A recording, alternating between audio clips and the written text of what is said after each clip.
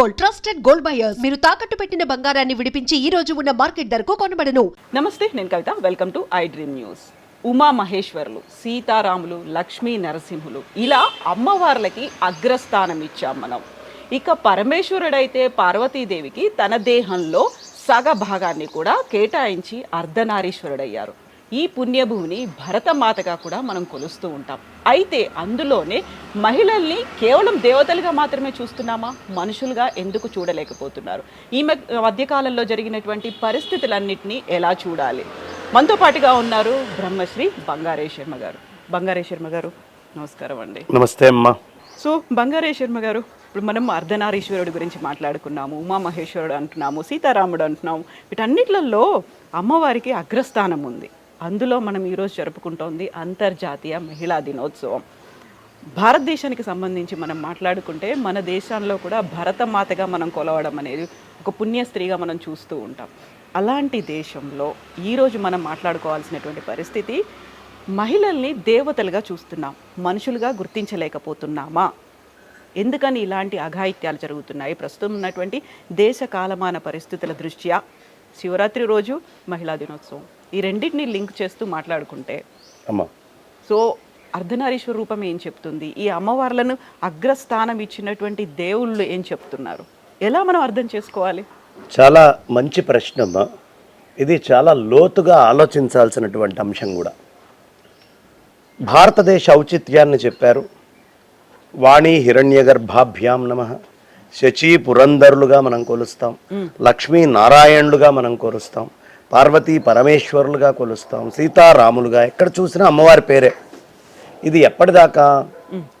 1947లో స్వతంత్రం వచ్చిందాకా, 1975 చిల్లర్లో ఇండియన్ని సెక్యులర్ అనే కంట్రీ కింద డిక్లేర్ చేసిందాకా ఈ మాట సరిపోతుంది. బట్ మీరు ఎప్పుడైతే సెక్యులర్ అనే పదం వాడారో, స్కూల్ సిలబస్లో కానీ, చిన్న పిల్లలకి చెప్పేటటువంటి చదువుల్లో కానీ ఎక్కడైనా మీరు వాణి హిరణ్యగర్భాభ్యాం, పార్వతీ పరమేశ్వర ఈ పదాలు ఏమైనా వాడుతున్నారా? సో మన సనాతన ధర్మానికి సంబంధించిన టింజ్ ఇవాళ ఉన్న యువతలోంచి తీసేసాం.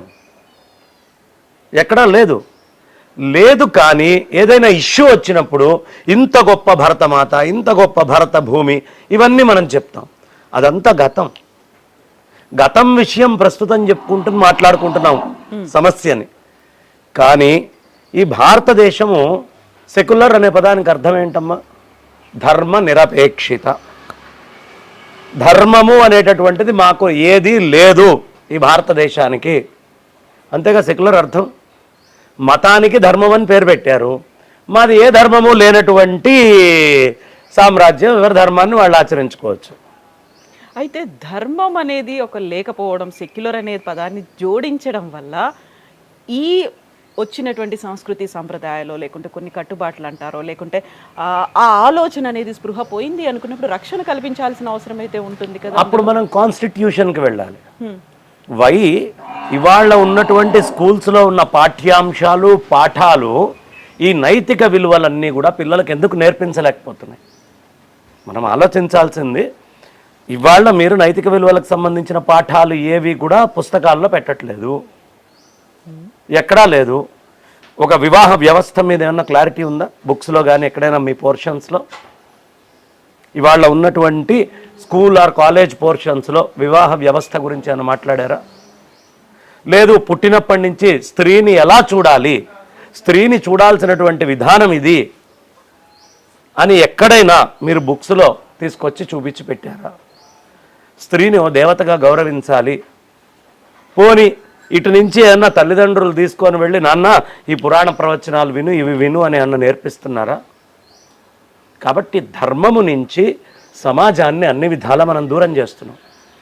అప్పటికీ దేవుడి దయ వల్ల ఈ సమాజంలో ఒక 80% మంది దాకా, అందులో కూడా కనీసం సంప్రదాయాలను పాటించేటువంటి 50-60% మంది గట్టిగా ఆచరించేటటువంటి జనాలలో నవరాత్రులు వస్తే ఆడపిల్లలకి దండం పెట్టడం, ఇంట్లో ఆడపిల్లని దేవతగా పూజించటం.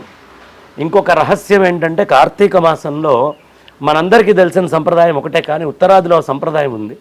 అదేమిటి అంటే, కార్తీక శుద్ధ పాడ్యమి రోజు, దీపావళి వెళ్ళిన మరుసటి రోజు ఆడవాళ్ళు వ్రతం చేస్తారమ్మా. చేసినప్పుడు భర్త భార్య కాళ్ళకి దండం పెట్టాలి. పెట్టి రేపటి రోజున భాయిదూజు కదా, మా చెల్లెళ్ళు వాళ్ళు ఎవరైనా వస్తారు, వచ్చినప్పుడు వాళ్ళ జాగ్రత్తలు అవి కొంచెం చూసుకో. ఇది సంప్రదాయం. భారతదేశంలో భర్త భార్యకి నమస్కరించేటువంటి సంప్రదాయం ఉన్నటువంటి చరిత్ర ఉంది. కానీ ఇప్పుడు లేదు. ఇప్పుడు ధర్మ నిరపేక్ష, మాకు ధర్మం అక్కర్లేదు. ధర్మం అంటే ఏమిటి? భూమి మీద ఏవి తప్పులు ఏవి ఒప్పులు ఎలా జీవించాలని చెప్పేవి. ఈ జీవించడం వల్ల స్వర్గములో ఐహికము ఆముష్మికము ఈ రెండిటినీ ఇచ్చేటటువంటి దాన్ని ధర్మం అంటారు. ఈ రెండు మాకు అక్కర్లేదు అని ప్రభుత్వం ప్రత్యక్షంగా చెప్తున్నప్పుడు, ఇది సనాతనమైన వైదికానికి సంబంధించినటువంటి దేశము కాదు అని ఓపెన్గా డిక్లేర్ చేస్తున్నప్పుడు మళ్ళీ మనం ఒక్క మతాన్నే తీసుకురాకూడదు. ఈ ఒక్క మతం వల్లే ఇది జరుగుతుంది అనకూడదు. సమస్య అక్కడ ఉందమ్మా. సనాతన వైదిక ధర్మంలో స్త్రీకి ప్రపంచంలో ఏ మతము, ఏ ధర్మము, ఏ ఇతరమైన ఆలోచన ఇవ్వనంత ఔచిత్యాన్ని ఇచ్చింది భారతదేశం. అంత పూజనీయమైనటువంటి స్థితి. దేవతలలో కూడా అమ్మవార్లకంత ప్రాధాన్యత ఇచ్చి అమ్మే సమస్తం ఇవ్వగలదు అని చెప్పగలిగినటువంటి ధర్మము మన వైదిక ధర్మం. ఎందుకు మనం శివరాత్రి అని అనుకున్నాం కదా, శంకరాచార్యుల వారిని జగద్గురువు అని మనం చెప్తున్నాం కదా. ఆ శంకరాచార్యుల వారు మానస సరోవరానికి వెళ్ళారు. అక్కడ మౌంట్ కైలాష్ మీద పరమేశ్వరుణ్ణి కలవడానికి వెళ్ళారు. వెళ్ళి కలిసినప్పుడు 5 శివలింగాలు పరమేశ్వరుడి దగ్గర నుంచి తెచ్చారమ్మ. తెచ్చి భూమి మీద పెడితే దానివల్ల ధర్మం ప్రచారం కావట్లేదు, ఆయన అనుకున్నటువంటి ఫలం రావట్లేదు. అప్పుడు మళ్ళీ 3వసారి శంకరాచార్యుల వారు కైలాసానికి వెళ్ళి అమ్మవారిని ప్రత్యక్షం చేసుకొని ఆ సౌందర్య లహరి అనేటటువంటిది తీసుకొచ్చి ఆ సౌందర్య లహరిని ఇక్కడ జతపరచడం వల్ల ఈ భారతదేశంలో వైదిక ధర్మం ఇన్ని వేల సంవత్సరాలు కలియుగం వచ్చినా నిల్చొనుంది. ఏమిటి సౌందర్య లహరి అంటే పూర్తి అమ్మవారి గురించి చెప్పేది. మొట్టమొదటి శ్లోకంలో శంకరాచార్యులు వారు చెప్తారమ్మా, శివశక్త్యాయుక్తో యది భవతి శక్త ప్రభవితుం నచే దేవే దేవం నఖలు కుశల స్పందితుమపి. అయ్యా పరమేశ్వర, నువ్వు నిర్గుణ నిరాకారమైనటువంటి ఆత్మస్వరూపుడివయ్యా. కానీ ఆ తల్లి అయినటువంటి పార్వతి లేకపోతే నువ్వు జడము కదలటానికి ఏ విధమైనటువంటి శక్తి లేనివాడివి. శక్తి లేదమ్మ. శక్తి లేకపోతే పరమేశ్వరుడు సర్వవ్యాపకమైనటువంటి పరమాత్మకి కదలిక లేదమ్మా. ఏ కదలిక లేనటువంటి పరిస్థితుల్లో ఆయన ఉంటాడు. దీన్ని బట్టి మనం అర్థం చేసుకోవచ్చు శివశక్తులు ఎంత ప్రధానము. ఇప్పుడు ప్రపంచం మాట్లాడుకుంటోంది డివైన్ మ్యాస్కులిన్, డివైన్ ఫెమినిన్ అని. ఈ డివైన్ మ్యాస్కులిన్, డివైన్ ఫెమినిన్ ఇందాక ఎంత బాగా చెప్పావమ్మా. నువ్వు మొదలు పెట్టడమే పరమేశ్వరుడు సగం శరీరమే ఇచ్చాడు. ఈ ఇరువురు రెండు కాదయ్యా, సగముగా మనం దర్శించాలి. శివుడికి ఎంత ప్రాధాన్యత మ్యాస్కులిన్కి, శక్తికి అంత ప్రాధాన్యత. ఈ విషయాన్ని సుస్పష్టంగా చెప్పినవాడు పరమేశ్వరుడమ్మ. ఒక ఆయన హృదయంలో పెట్టుకున్నాడు. ఈ ప్రపంచంలో అందరూ హృదయంలో పెట్టుకొని ఉంటారు, హృదయంలోనే ఉండాలా అంటే స్త్రీ అలా హృదయంలో ఉంటూనే పాద సంవాహనం కూడా చేసి ఆయనకి శక్తిని ఇవ్వాలి కాళ్ళల్లో అని లక్ష్మీ అమ్మవారు ఇక్కడ చూపిస్తుంది. దక్షిణాయనంలో అక్కడ, ఉత్తరాయణంలో ఇక్కడ. శరీరాన్ని సగంగా తీసుకున్నప్పుడు ఒక పక్క దక్షిణాయనం, ఒక పక్క ఉత్తరాయణం. ఉత్తరాయణం అంతా అమ్మ ఉంటుంది. అందుకనే శుభకార్యాలు కానీ పనులు కానీ ఏవైనా ఏం చేయాలన్నా ఉత్తరాయణం ప్రాధాన్యత ఇవ్వబడ్డది. శక్తి ఎక్కువ అనుగ్రహించి ఉంటుంది. సూర్యుడి యందు శక్తి కూడా ఉత్తరాయణములో ఎంచే, అంటే ఆ అమ్మ శక్తే మొత్తం భూమి మీదకి వచ్చేది. రసానాం పతయే, రసాలన్నీ ఏమిటి? అమ్మవారే. కాబట్టి మనకి డివైన్ మ్యాస్కులిన్, డివైన్ ఫెమినిన్ అనేటటువంటి సబ్జెక్ట్ బాగుంది. కానీ ఇక్కడ జరిగింది ఏమిటో తెలుసా అమ్మ?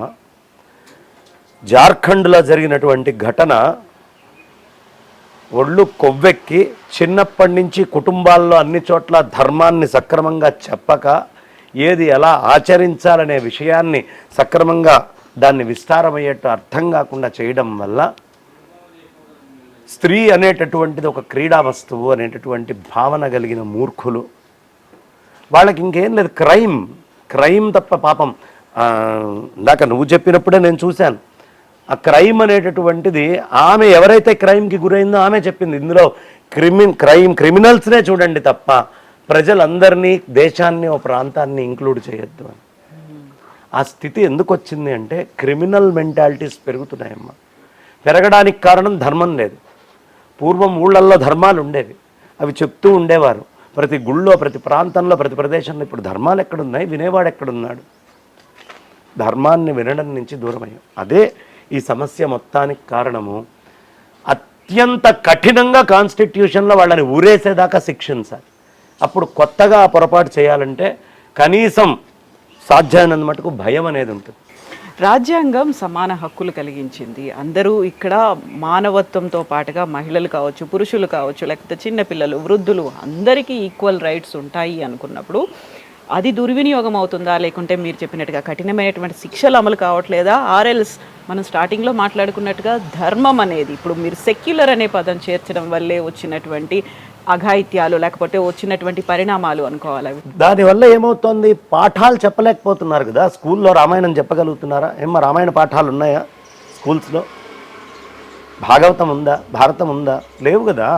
కాబట్టి ధర్మాన్ని ఇంకా మీరు ఎప్పుడైతే పిల్లల యొక్క విద్యా వ్యవస్థ నుంచి తీసేశారో అది మాట్లాడటానికి లేదు.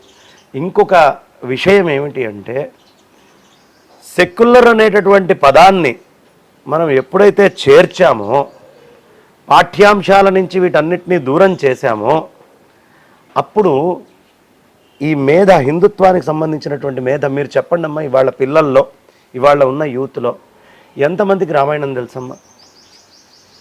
ఇవాళ మనం ఇంత చెప్పుకో, భగవద్గీత తెలిసిన పిల్లలు ఎంతమంది ఉన్నారు? భారతం తెలిసిన వాళ్ళు ఎంతమంది ఉన్నారు? ఎవరు లేరు. ఎందుకంటే వాడికి దానికి మార్కులు రావు కదా, వాడి స్కూల్ దీంట్లో లేదు కాబట్టి. ఇక్కడ ఏమైపోతుందంటే మైండ్స్ వైదిక ధర్మం నుంచి దూరం అయిపోతున్నాయి. ఒకటి. రెండో అంశం, రాజకీయాలలో మీరు సమాన హక్కులు అనేటటువంటిది తీసుకొచ్చారు. సమాన హక్కులు అనేవి రాజ్యాంగం 51లోనే ఇచ్చేసిందమ్మా. కానీ సమాన హక్కులు ఇచ్చిన మనుషుల యొక్క మనస్తత్వాలు మారట్లా. అందుకనే మళ్ళీ 33% reservation bill, 50% reservation for female, ఇవన్నీ ఎందుకు అడుగుతున్నాం? సమాన హక్కుల కంటే అధికం ఇవ్వమనే కదా. ఏ స్త్రీ అయినా ఎలక్షన్స్లో నిల్చోవచ్చు, కానీ పెక్యూలియర్గా మాకు 33% స్పెషల్గా ఇవ్వండి అని ఎందుకు అడుగుతున్నారు? సమాన హక్కుల కంటే అధికంగా ఇవ్వాల్సిన పరిస్థితి సమాజంలో ఉంది అనే భావన వచ్చే కదా. ఇదంతా దేనివల్ల వస్తుంది? 70 ఏళ్ల రాజ్యాంగంలో మనం సాధించింది ఏమిటి? ఇవాళకి 50% ఇంకా ఆడవాళ్ళకి ఇవ్వాలి అంటే రాజ్యాంగం సక్సెస్ అయిందా కాలేదా? ఇవన్నీ మనం పరిగణలోకి తీసుకోవాలి. తీసుకొని బెటర్గా ఏం చేయగలం, ఇంకా ఏమేం చెయ్యాలి, ఇవన్నీ కూడా ఆలోచించాలి. చాలా థింక్ ట్యాంక్. లేకపోతే రాజ్యాంగంతో అయిపోతే మళ్ళీ బిల్స్ పెట్టాల్సిన అవసరం లేదు కదా పార్లమెంట్లో. బిల్స్ ఎందుకు పెడుతున్నాం? రాజ్యాంగము సక్సెస్ఫుల్గా కనిపించట్లేదు ఇంకా అన్నిట్లో.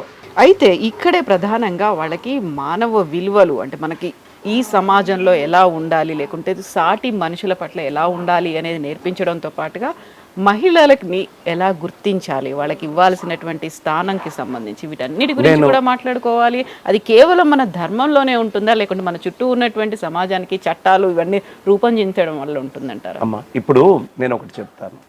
ఒక పవిత్రమైనటువంటి దేవతగా మనం స్త్రీని భావిస్తాం. నేను ఒకసారి లాక్డౌన్ ఎత్తేసిన తర్వాత ఐ థింక్ ఒక టీవీ ఛానల్ ఇంటర్వ్యూకి వెళ్తున్నప్పుడు నేను వెళ్తుంటే అప్పటిదాకా మూసేసినటువంటి బార్స్ ఓపెన్ చేశారమ్మా. ఆ క్యూలో దగ్గర ఒక 200-300 మంది స్త్రీలు నిల్చొని ఉన్నారు. ఎందుకు నేను దేవతగా గౌరవించాలి? ఆ పవిత్రత ఏది? సమానత్వపు హక్కులు అంటున్నాం. వీడు వెధవే పురుషుడు. మనం మొన్న పంజాబ్లో పాపం ఒక మగవాడిని అత్యంత దారుణంగా, కిరాతకంగా ఒక 5 ఆడవాళ్ళు ఇబ్బంది పెట్టింది లేదా? అది కేసు రిజిస్టర్ అయింది కదా. ఎక్కడికి వెళ్తోంది సమాజం? కాన్స్టిట్యూషన్ వచ్చి మనం హక్కులు అంటున్నాం, హక్కులు అనేటటువంటిది మాట్లాడుతున్నాం, కానీ అసలు మందు అనేది భారతదేశంలో ఉండకూడదు. ఆడైనా మగైనా ఎవరైనా తీసుకోకూడదు. ఒకప్పుడు పవిత్రంగా ఉన్నటువంటి వాళ్ళు ఇవాళ వెళ్ళి మరి తీసుకుంటున్నారు కదా. ఇప్పుడు పవిత్ర భావం ఎక్కడి నుంచి వస్తుంది? ఆ పవిత్ర భావం వచ్చేటటువంటి జీవన విధానము కూడా కనిపించాలి. కనిపించకుండా నేను స్త్రీని కాబట్టి నాకు పవిత్రత ఇవ్వాలి అంటే అంత స్థాయిలో అయినా జీవించాలి, లేదా ఆ భావన అయినా తీసేయాలి. ఏది ఉన్నా మనం యాజ్ పర్ కాన్స్టిట్యూషన్ మాట్లాడుకోవాలి. ధర్మం మాట్లాడామా, అధర్మంగా ఎక్కడైనా కనిపిస్తే ఇది అధర్మం అని చెప్పగలిగేటువంటి ధైర్యం ఉండాలి.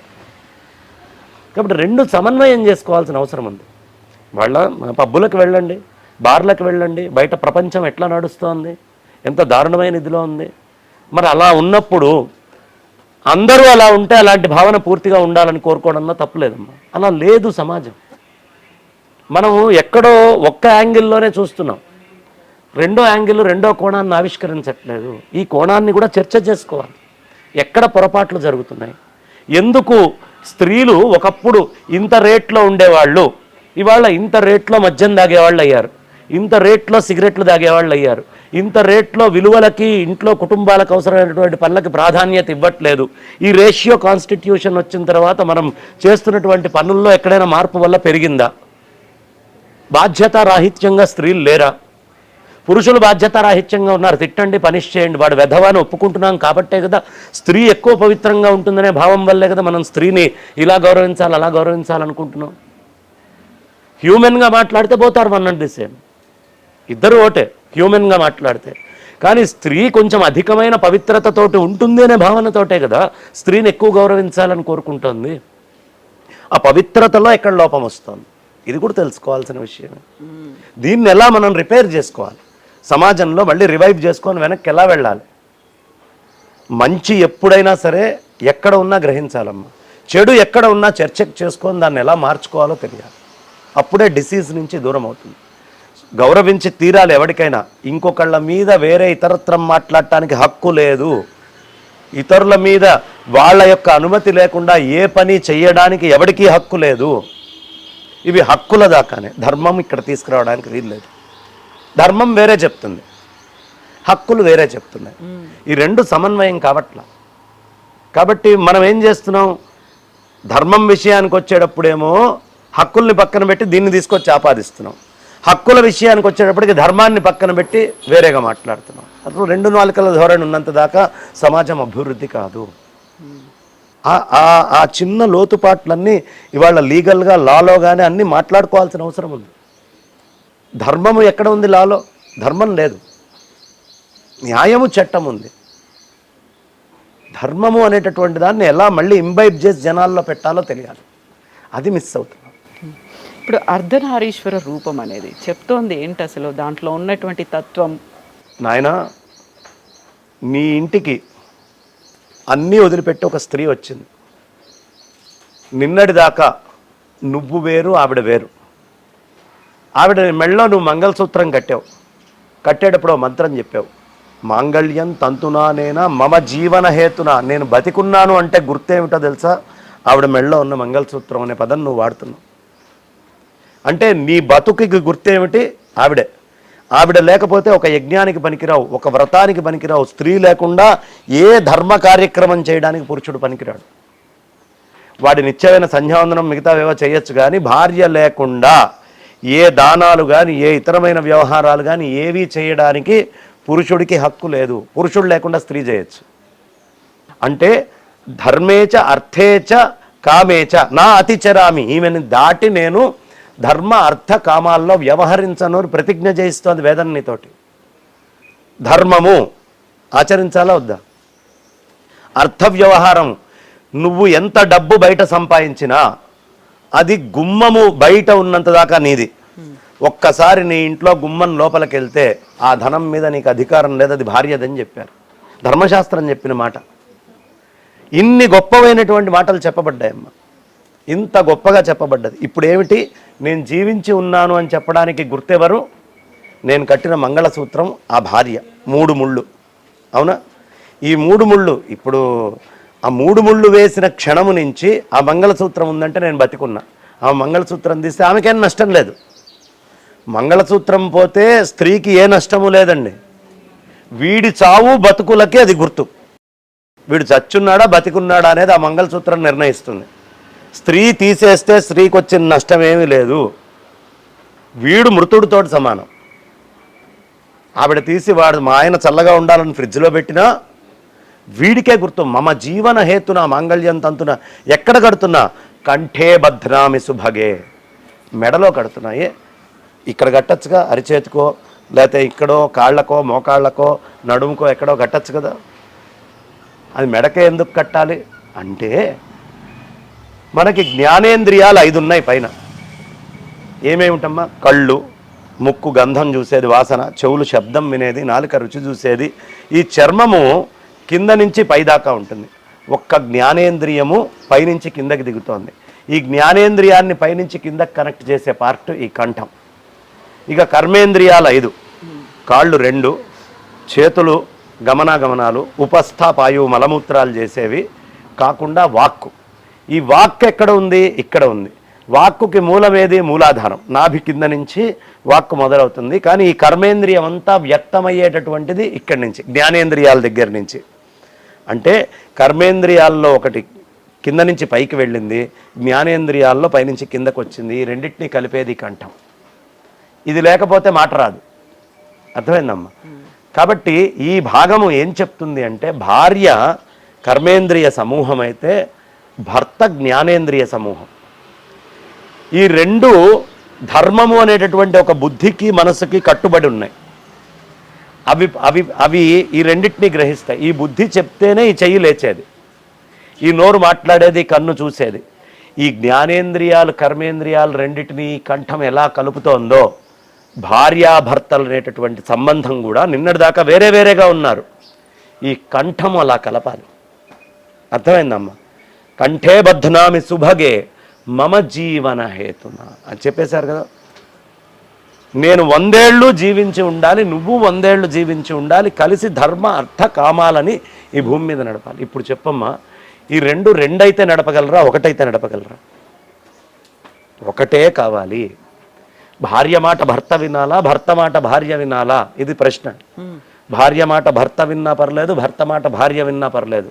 ఎటొచ్చి వీళ్ళిద్దరి మాట ఊళ్ళో వాళ్ళు వినకూడదు. ఆ స్థితిలో ఉండాలి. అదే అర్థనారీశ్వరం. You have to share everything.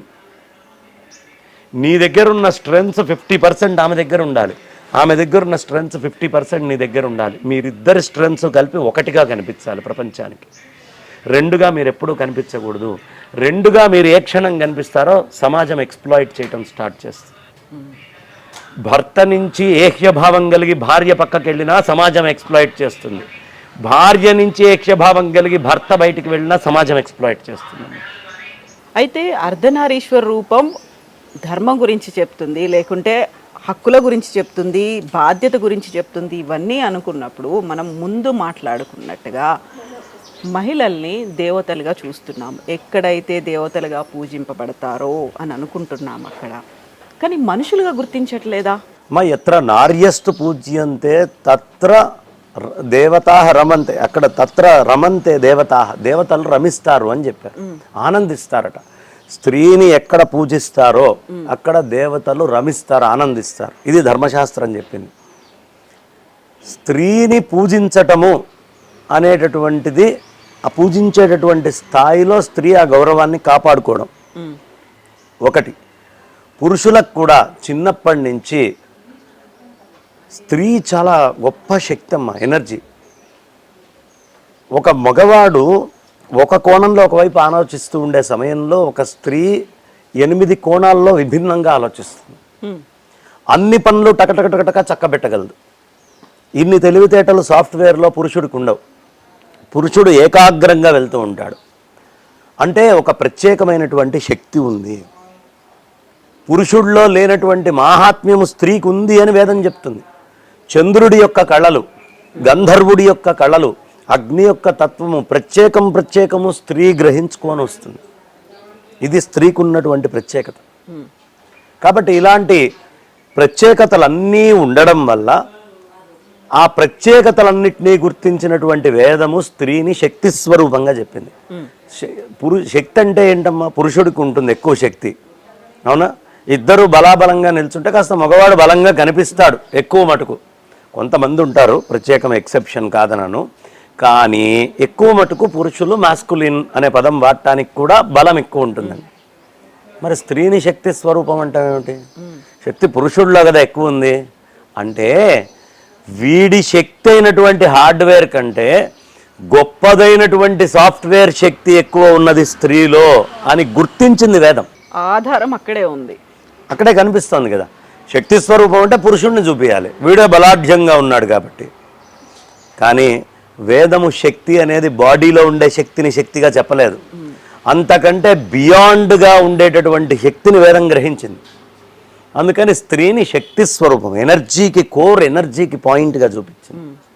ఈ శక్తిని ఎప్పటిదాకా అర్థం చేసేట్టుగా జనాలకి చెప్పరో, ఆ శక్తి పట్ల ఉండాల్సినటువంటి భక్తితత్వాన్ని చెప్పరో, అర్ధనారీశ్వరం అనేటటువంటి పదంలో గొప్పతనం ఏంటంటే అమ్మా, పరమాత్మ నుంచి ఆకాశము స్పేస్ వచ్చింది అని వేదం చెప్తుంది. స్పేస్ అనేటటువంటి దాంట్లో కైనెటిక్ ఎనర్జీ ఒకటి ఉంది. అక్కడి నుంచి మీరు కాస్త విండ్లోకి వచ్చారు, వాయువులోకి. స్పేస్ నుంచి వాయువు వచ్చింది, వాయువులో ఒక పొటెన్షియల్ ఎనర్జీ. ఇంకా కిందకు వచ్చారు, అక్కడి నుంచి అగ్నితత్వానికి వచ్చారు. అగ్నితత్వంలో ఒక థర్మల్ ఎనర్జీ. ఆ కిందకి మీరు వచ్చారు, వాటర్ అనే దాంట్లో హైడ్రో ఎనర్జీ. అక్కడి నుంచి కిందకు వచ్చారు భూతత్వానికి, భూమిలో గ్రావిటేషనల్ ఎనర్జీ అంటే మ్యాగ్నెటిక్ ఎనర్జీ. ఇలా ఈ ఎనర్జీస్ అన్నిటినీ చూపిస్తూ వచ్చారు. కనిపించకుండా ఉండేటటువంటి శక్తి పరమాత్మ అయితే, అందులో వ్యక్తమై కనిపించేదంతా అమ్మవారు. వ్యక్తమై దాన్ని ప్రొడక్టివ్గా చేసి మొత్తం పని రూపంలో చేసి బయటికి తీసుకొచ్చేటటువంటిది అమ్మవారు. ఇప్పుడు స్పేస్ వేరు, స్పేస్లో ఉన్నటువంటి ఎనర్జీ వేరా? ఎలా చూడాలి? రెండు 50-50గానే చూడాలి. విండ్ వేరు, విండ్లో ఉన్న ఎనర్జీ వేరా? రెండిటిని 50-50గానే చూడాలి. అదేవిధంగా థర్మల్ ఎనర్జీ వేరు, అగ్నితత్వం వేరు, కోల్ వేరు అన్నారనుకోండి, కుదరదు. అగ్నే థర్మల్ ఎనర్జీగా ఇంకొక రూపాంకురమై బయటికి కనిపిస్తోంది, ఎనర్జీగా బయటికి వస్తోంది. అదేవిధంగా వాటర్లో వాటర్ వేరు, హైడ్రో ఎనర్జీ వేరు కాదు, అందులో మనకు కనిపిస్తోంది. అదేవిధంగా మ్యాగ్నెటిక్ ఎనర్జీ వేరు, భూతత్వం వేరు అనకూడదు. ఈ మొత్తం అంతా గుంజుకొని తీసుకొని వచ్చి ఈ జీవాన్ని మొత్తాన్ని నిలబెడుతోంది ఆ గ్రావిటేషనల్ ఎనర్జీ. అందుకని శివుడు శక్తి, నిరాకారము సాకారము, ఈ రెండింటినీ కలిపితే శివశక్తి అంటారు. అందుకని 50-50. ఇదే స్త్రీ దగ్గర. పురుషుడు స్త్రీలో కనిపించకుండా ఉండేటువంటి శక్తి ఒకటి పురుషుడిదైతే, వ్యక్తం చేసి మొత్తం బయటికి చూపించగలిగేటటువంటి స్కిల్స్ తోటి ఉన్నటువంటి శక్తి స్త్రీది. అందుకని దేవతగా ఆవిడ్ని భావించాలి, దీంట్లో అనుమానం ఏమీ లేదు. నిస్సంకోచంగా దేవతాశక్తిగా భావించి తీరాల్సిందే. నువ్వెంత బలవంతుడివైనా నీకంటే గొప్పదైన శక్తి అక్కడ ఉంది, అది నిన్ను నడిపించగలదు, నిన్ను ముందరికి తీసుకెళ్ళగలదు, నీతోటి అన్ని పనులు చేయించగలదు. నీ ఎనర్జీస్ని బయటికి వ్యక్తం చేయగలిగినటువంటిది స్త్రీ, ఇందులో డౌట్ లేదు. ఇప్పుడు కనీసం మనిషిగా కూడా చూడట్లేదా అనేటటువంటిది మాట. మనిషిగా చూసేటటువంటి స్థితిలో చిన్నప్పటి నుంచి ఈ మెన్కి అవసరమైన సాఫ్ట్వేర్ని అందించట్లేదు. ఎవడైనా సరే వాడి కామము, వాడి ఇంద్రియ సుఖము అనేదే చూస్తున్నాడు తప్ప నాకేమిటి సుఖం అని ఆలోచిస్తున్నాడు, లేదా కనీసం భయం చట్టానికి పడుతున్నాడు. ఈ రెండూ లేకపోతే విచ్చలవిడితనమే కదా ఏమ్మా. ఈ విచ్చలవిడితనము అనేటటువంటిది పోగొట్టేటటువంటి స్థితిని ఒక ధర్మము కలిగించగలదు. ఆ ధర్మాన్ని చిన్న వయసు నుంచి చెప్పట్లేదు. స్త్రీకి కూడా కొన్ని ధర్మాలు ఉంటాయి. వాళ్ళ శారీరక ధర్మం వేరు, పురుషుడి యొక్క శారీరక ధర్మం వేరు. ఆ శారీరక ధర్మానికి అవసరమైన ధర్మాలు స్త్రీకి చెప్పాలి, పురుషుడి శారీరక మూలానికి అవసరమైనటువంటి ధర్మాలు వీడికి చెప్పాలి. ఈ రెండు చెప్పకపోతే ఆ కెమికల్ సెక్రీషన్స్ తోటి వచ్చేటటువంటి ఇమోషన్స్ని ఎట్లా హ్యాండిల్ చేయాలో ఇద్దరికీ అర్థం కాదు. ఇమోషన్స్ని హ్యాండిల్ చేయలేనటువంటి స్థితి, కంట్రోల్ చేయలేకపోతేనే క్రైమ్ జరిగేది. సో ఇమోషన్స్ని కంట్రోల్ చేసేటటువంటి విద్యా విధానం నువ్వు చెప్తే, స్త్రీని దేవతగా మొదటి నుంచి నేర్పించడం చెప్పడం చేస్తే వాడు ఇమోషన్స్ని హ్యాండిల్ చేయగలడు. నువ్వు అది చెప్పట్లేదు కదా.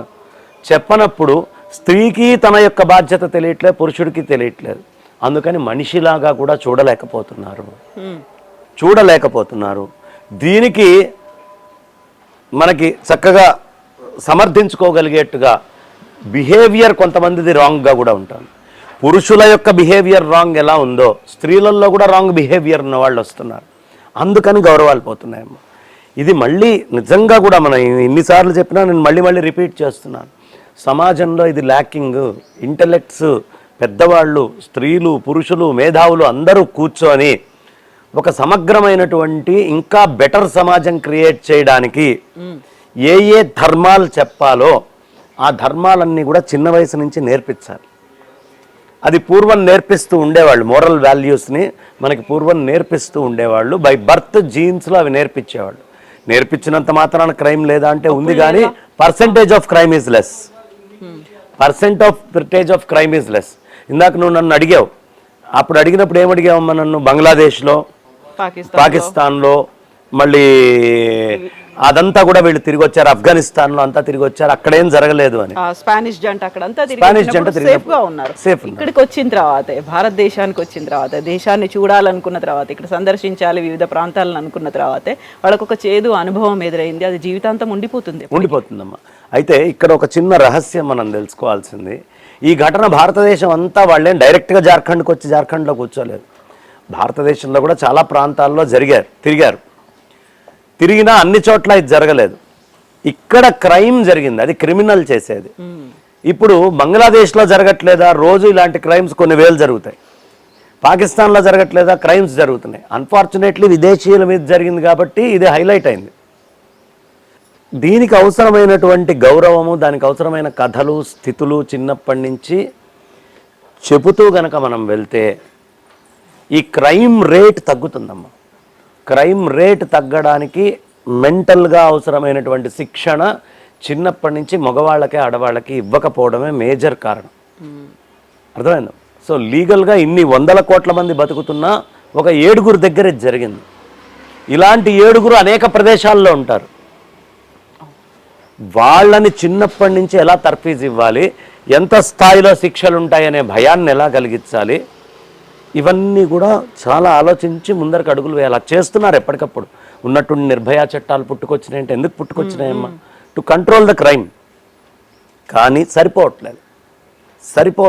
అంతకంటే భయానకమైనటువంటి స్థితులు కొన్ని కల్పించాలి.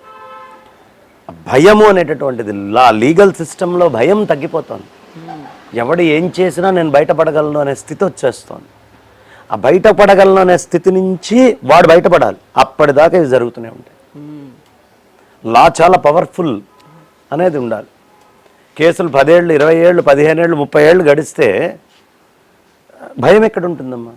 నేను వెళ్ళంగానే నెలలో తేడా వచ్చేస్తుంది, నాకు సమగ్రమైన ఇది జరుగుతుంది.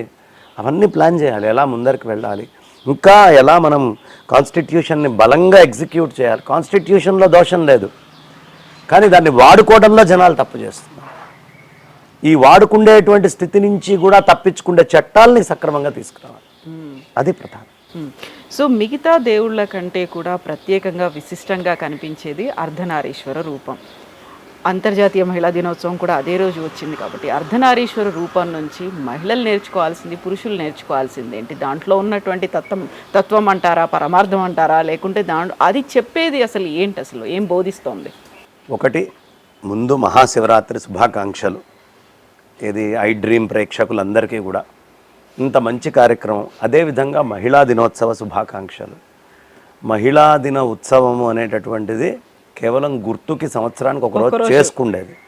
కానీ ప్రతినిత్యము మహిళని గౌరవించటం, ప్రతినిత్యము మహిళ నేను గౌరవించబడేట్టుగా జీవించాలనుకోవడం, ఈ రెండు కూడా చాలా ప్రధానం. మహిళని పురుషుడు గౌరవించటం, మహిళ గౌరవించబడేట్టుగా జీవించాలనుకోవటం, ఈ రెండు కూడా సంవత్సరం అంతా ఉండాల్సినటువంటివి. ఇది ఒక రోజుతోటి పోయేది కాదు. శివరాత్రి ఈ దినోత్సవం కలవడం వల్ల పరమేశ్వరుడు పార్వతీ అమ్మవారికి ఎంత ప్రాధాన్యత ఇచ్చారు అనే విషయం ప్రపంచానికి చాటుపడు. ప్రతి పురుషుడు స్త్రీకి అంత స్థానం ఇచ్చేట్టుగా ఎదగాలి. ప్రతి స్త్రీ పురుషుడికి అంత స్థానం ఇచ్చేట్టుగా ఎదగాలి. ఇక్కడ పరమేశ్వరుడు 50% ఇచ్చాడు అని అనుకుండేదానికంటే కూడా సౌందర్యలహరిలో చెప్తాడు, అమ్మ ఆవిడ 50% ఇచ్చింది, మిగతా 50% ఆయన కనిపించకుండా మొత్తం కమ్మేసి నువ్వే ఉన్నావమ్మా అంటారు శంకరాచార్యులు వారు. ఆ ఇచ్చిన 50 తోటి మిగతా 50ని చూడలేనటువంటి స్థితి. వాళ్ళ మనకి పరమాత్మ కనిపించే శక్తి అంతా కనిపిస్తుంది, కానీ ఆ శక్తికి మూలమైనటువంటి నిరాకార నిర్గుణతత్వం మనకు చూడలేం. పేపర్లో అక్షరాలు అనేటటువంటి వచ్చినాయి, కానీ ఈ అక్షరాలు ఏం చేస్తాయి అంటే చదివేవాడిని వెనకాలన్న పేపర్ని మర్చిపోయేట్టు చేస్తాయి. పేపర్ని మర్చిపోతాడు. ఒక స్త్రీ కూడా ఒక కుటుంబంలోకి వెళ్ళి 50% తాను వెళ్ళిన తర్వాత అసలు మిగతా 50% భర్తని కూడా మైమర్పించి అమూల్యమైనటువంటి గ్రంథరాశినంతా కుటుంబం ద్వారా మిగతా తన బంధువర్గం, ఆడపడుచులు, అప్పలు, చెల్లెళ్ళు, తన పుట్టింటి నుంచి వచ్చేవాళ్ళు అందరికీ కూడా ఆ స్థాయిలో కనిపించాలి. పేపర్ అనేటటువంటిది కేవలం డమ్మీ అయిపోతుంది, కానీ పేపర్ లేకపోతే అక్షరం లేదు. ఎలా పేపర్ని మర్చిపోయి అక్షరం చదువుతామో ఏ ఇంట్లోకి వెళ్ళిన స్త్రీ అయినా అలా ఆ కుటుంబంలో మిగతా అంతా మర్చిపోయి ప్రతిదీ తానై బాధ్యతగా చేసుకుంటూ ముందరికి వెళ్ళేటువంటి స్థితికి వెళ్తుంది. వాడి జీవితానికి అవసరమైన అక్షరాలు, వాడి జీవితానికి అవసరమైన ప్రతిదీ ఇందులోనే రాయబడి ఉంటుంది. ఆ పేపర్ వాల్యూ ఎప్పుడు పెరుగుతుందమ్మా? అందులో రాసున్నటువంటి మ్యాటర్ని బట్టే కదా. ఒక పురుషుడి యొక్క విలువ కూడా ఎప్పుడు పెరుగుతుంది అంటే అందులోకి వచ్చినటువంటి స్త్రీ తాను ఏమి రాస్తుందో దాన్ని బట్టి పురుషుడికి విలువ. అందుకనే కాళిదాసు ఇవన్నీ బాగా తెలిసినవాడు కాబట్టే వాగర్ధావివ సంపృక్తౌ వాగర్ధ ప్రతిపత్తయే జగత పితరౌ వందే పార్వతీ పరమేశ్వరౌ. ఈ శబ్దాన్ని ఎందుకు ప్రయోగించాడు అంటే నువ్వెలా రాయాలో ఆ పేపర్లో నీకు తెలియాలి, తను ఎలా రాసేటటువంటి స్థితిలో ఉంచాలో నీకు తెలియాలి. గజిబిజిగా ఏది గీసి పిచ్చి గీతలు కొట్టేసినా ఆ కాగితం విలువ లేదు, ఆ గీతలకి విలువ లేదు.